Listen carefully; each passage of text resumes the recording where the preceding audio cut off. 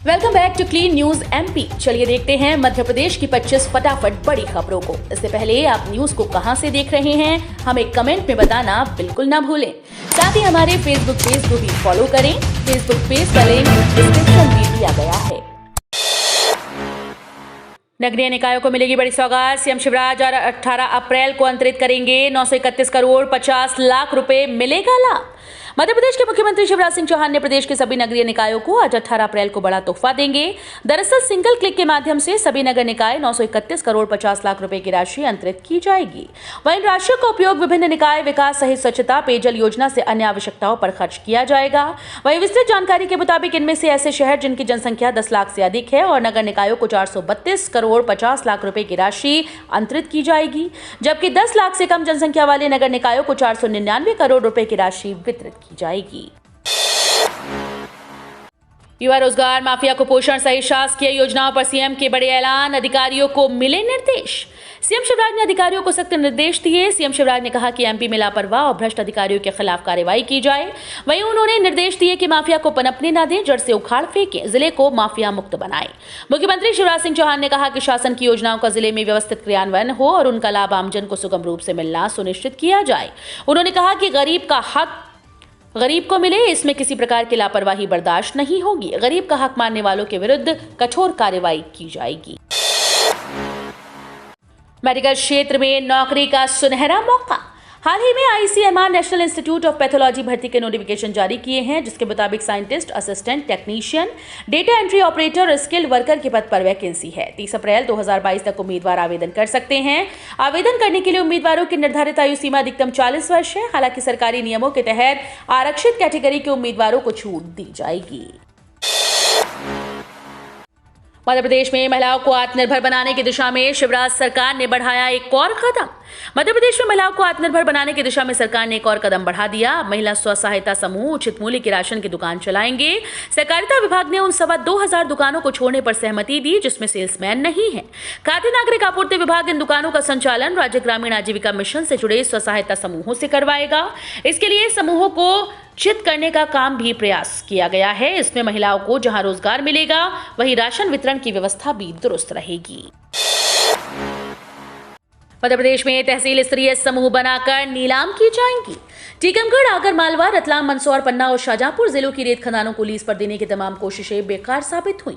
इसलिए अब जिले की बजाय तहसील स्तर पर खदानों के समूह बनाकर नीलाम किए जाएंगे। ये नीलामी 3 महीने के लिए होगी, क्योंकि जून से बारिश का मौसम शुरू हो जाएगा और प्रदेश की नदियों से रेत उत्खनन पर रोक लग जाएगी।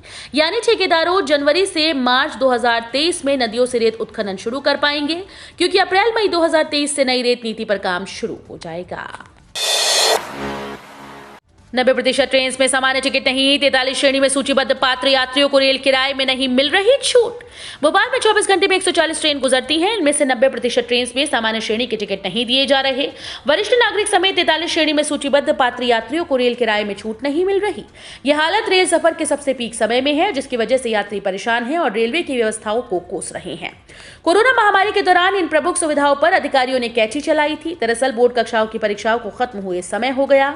स्कूल की छुट्टियों का समय नजदीक है। वैवाहिक कार्यक्रमों के लिए शुभ मुहूर्त का एक दौर गुजर चुका है और शुरू हो चुका है। लोग गर्मी के सीजन में रेल यात्राएं करते हैं। बीजेपी ने की स्थानीय निकाय और शिक्षक प्रकोष्ठ के प्रदेश पदाधिकारियों की घोषणा। भारतीय जनता पार्टी के मध्य प्रदेश के प्रदेश अध्यक्ष व सांसद विष्णुदत्त शर्मा और प्रदेश संगठन महामंत्री हितानंद की सहमति से स्थानीय निकाय प्रकोष्ठ के प्रदेश संयोजक नरेंद्र सिंह राजपूत ने प्रकोष्ठ के प्रदेश पदाधिकारियों की घोषणा की। प्रदेश से संयोजकों में जोधा सिंह अठवाल भोपाल, स्वाति गोडबोले जबलपुर, जितेंद्र सिंह चौहान रीवा, शालिनी सरबागी शहडोल, सोनू गहलोत उज्जैन, संतोष सिंह ठाकुर सागर, विवेक पालीवाल ग्वालियर, रामकरण भामवार इंदौर, शंभू सिंह भाटी नर्मदापुरम और मुकेश जाटव चंबल शामिल हैं। केंद्र का एमपी को बड़ा तोहफा। 3 मेगा प्रोजेक्ट से बदलेगी तस्वीर। विकास को मिलेगी नई राह, बढ़ेंगे रोजगार के साधन। भारत सरकार राज्य के बुनियादी ढांचे को लगातार मजबूत कर रही है। केंद्र सरकार के द्वारा मध्य प्रदेश के विकास के लिए कई बड़ी सौगात दी जा रही हैं। कई मेगा प्रोजेक्ट एक साथ मध्य प्रदेश में संचालित किए जा रहे हैं, जिसका फायदा निश्चित ही मध्य प्रदेश की जनता सहित सभी जिलों को होगा। इसमें कई मेगा प्रोजेक्ट शामिल हैं, जिसमें दिल्ली मुंबई एक्सप्रेसवे के अलावा चंबल एक्सप्रेसवे, नर्मदा एक्सप्रेसवे को शामिल किया गया। इसी क्रम में केंद्रीय सड़क और राजमार्ग मंत्रालय ने राज्य में 119 19 किलोमीटर राष्ट्रीय राजमार्गों के उन्नयन के लिए 594 करोड़ रुपए की मंजूरी दी है। सीएम के निर्देश का असर, 10 जिलों के कलेक्टर्स रहे आगे, फिसड्डी साबित हुए ये 5 जिले। आज के डिजिटल जमाने में जहां भारत की 70% आबादी सोशल मीडिया पर तेजी से अग्रसर हो रही है, शासन प्रशासन के द्वारा शासकीय योजनाओं सहित जनता तक अपनी बात पहुंचाने का सबसे सर्वोत्तम माध्यम इंटरनेट बना हुआ है। इस कड़ी में केंद्र सरकार की मुहिम के बाद अब एमपी शासन द्वारा भी कमर कस ली गई है। बीते दिनों सीएम शिवराज द्वारा प्रदेश के सभी कलेक्टर्स को सोशल मीडिया के माध्यम से शासकीय योजनाओं के प्रचार प्रसार के निर्देश दिए गए थे। हालांकि कुछ जिलों में सीएम शिवराज के इस निर्देश के पालन कम होते दिखाई दिए। सीएम के निर्देश, सर्वे कर पात्र हितग्राहियों के नाम जोड़े, दोषियों पर होगी सख्त कार्रवाई।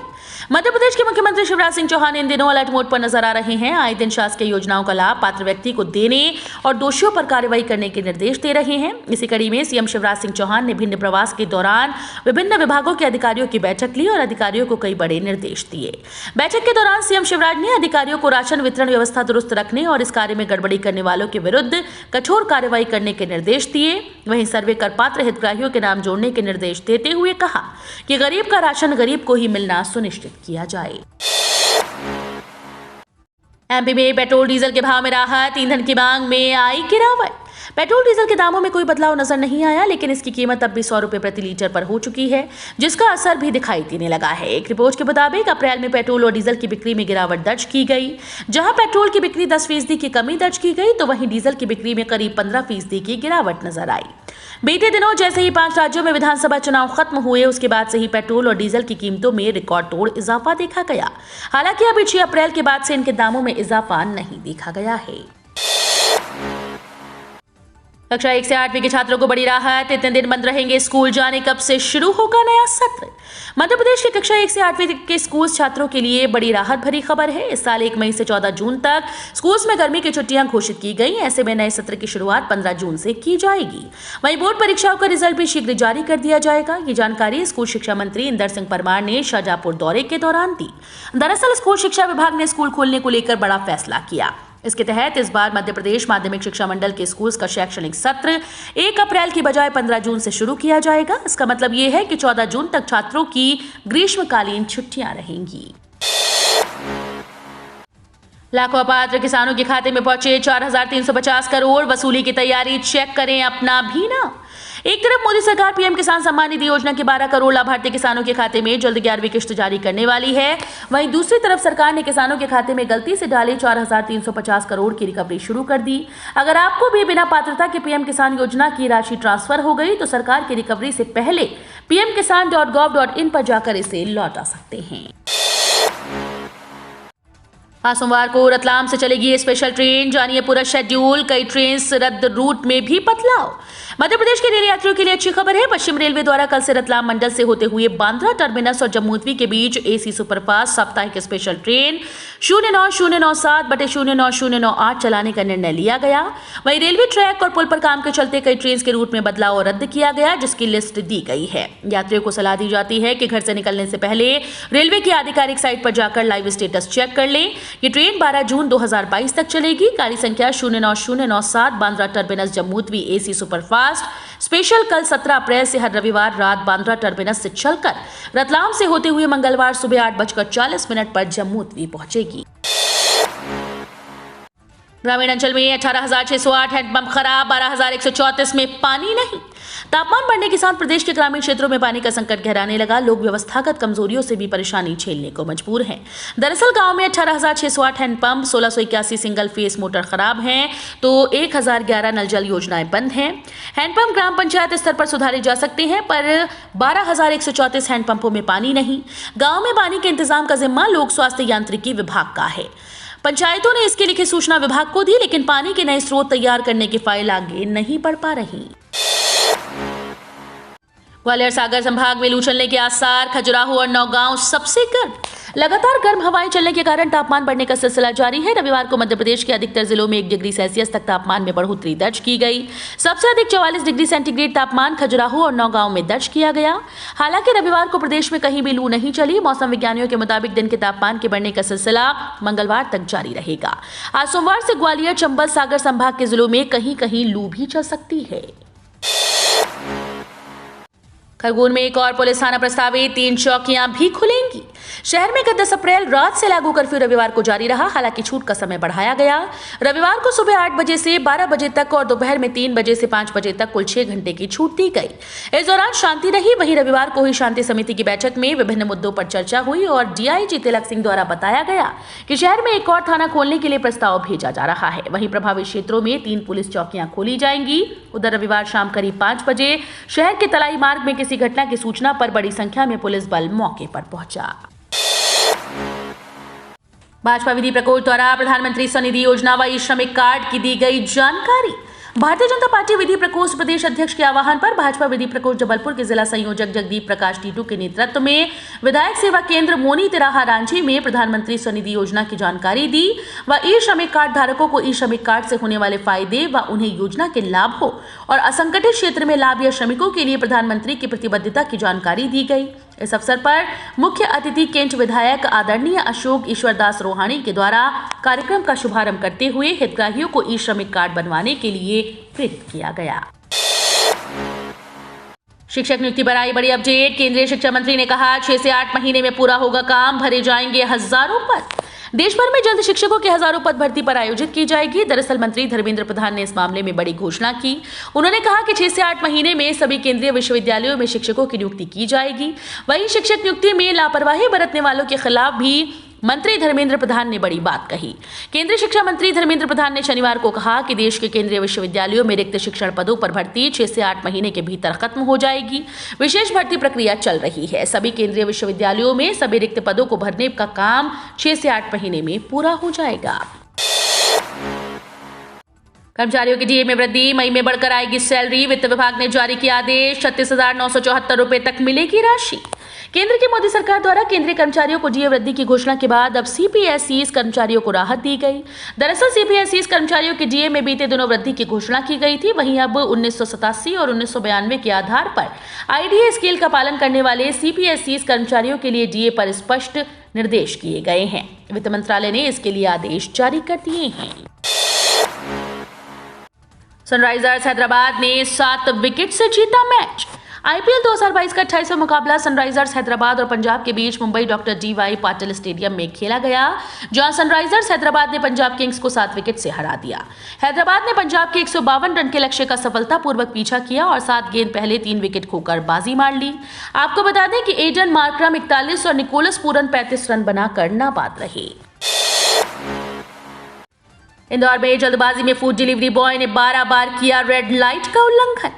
यातायात नियमों को तोड़ने वालों के खिलाफ लगातार कार्रवाई की जा रही है। 10-20 सेकंड की जल्दबाजी उनकी जेब पर भारी पड़ रही है।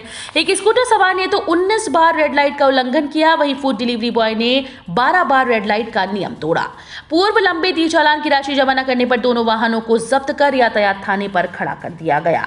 पुलिस उपायुक्त यातायात प्रबंधन महेश चंद्र जैन के निर्देशन में रेड लाइट का उल्लंघन कर आम जनता का जीवन संकट में डालने वाले वाहन चालकों के विरुद्ध प्रभावी अभियान जारी है। मिड डे मील राशन वितरण में लापरवाही, स्कूल्स में नहीं पहुंचा मार्च का खाद्यान्न। विभाग ने निगम को पत्र लिख जताई नाराजगी। एक तरफ जहां मध्य प्रदेश सरकार सरकारी स्कूल की व्यवस्था को सुदृढ़ करने के साथ ही कुपोषण से लड़ने की तैयारी में बच्चों को मुफ्त खाद्यान्न उपलब्ध करा रही है और विद्यार्थियों के लिए पूरी तरह से गंभीर है, वहीं दूसरी तरफ मिड डे मील मध्याह्न भोजन कार्यक्रम में भारी गड़बड़ी देखने को मिल रही है। दरअसल अब तक बच्चों को स्कूल्स में मध्याह्न भोजन कार्यक्रम के तहत खाद्यान्न उपलब्ध नहीं कराए गए। विभाग की लापरवाही सामने आने के बाद विद्यार्थियों तक इस सेवा का लाभ नहीं पहुंच पा रहा। जीएसटी के टैक्स स्लैब में फेरबदल की तैयारी, इन जरूरी चीजों पर भी लग सकता है 3% का टैक्स। अगले महीने जीएसटी परिषद की बैठक होने वाली है। ये बैठक बेहद खास होने वाली है क्योंकि इसमें जीएसटी से संबंधित नियमों में बदलाव की घोषणा हो सकती है। दरअसल 5% की टैक्स स्लैब को समाप्त करने के प्रस्ताव पर विचार किया जा रहा है। इस पर जीएसटी की बैठक में चर्चा हो सकती है। समाचार एजेंसी पीटीआई की रिपोर्ट के अनुसार अधिक खपत वाले प्रोडक्ट्स को 3% तक, बाकी को 8% के स्लैब में डाला जा सकता है। खरगोन दंगा मामले पर कमलनाथ ने बीजेपी पर उठाए सवाल। मध्य प्रदेश में हुए हालिया धार्मिक दंगों के बाद अब कांग्रेस का बड़ा बयान सामने आया। कांग्रेस ने दंगों को लेकर सवाल उठाते हुए सीधे मध्य प्रदेश की भाजपा सरकार पर सवाल उठाए। दरअसल मध्य प्रदेश के पूर्व मुख्यमंत्री रविवार को इंदौर पहुंचे और उन्होंने इंदौर में बीजेपी पर जमकर निशाना साधा। पूर्व मुख्यमंत्री कमलनाथ ने इंदौर में मीडिया से कहा कि खरगोन में दंगों की घटनाएं हुई हमारे देश की संस्कृति के बिल्कुल खिलाफ हैं। वहीं उन्होंने कहा कि हमारी संस्कृति जोड़ने की है और भारतीय जनता पार्टी समाज को बांटने का प्रयास कर रही है। तो ये थी आज की 25 फटाफट बड़ी खबरें। अगर आपको न्यूज़ पसंद आई हो तो वीडियो को लाइक और शेयर जरूर करें। धन्यवाद।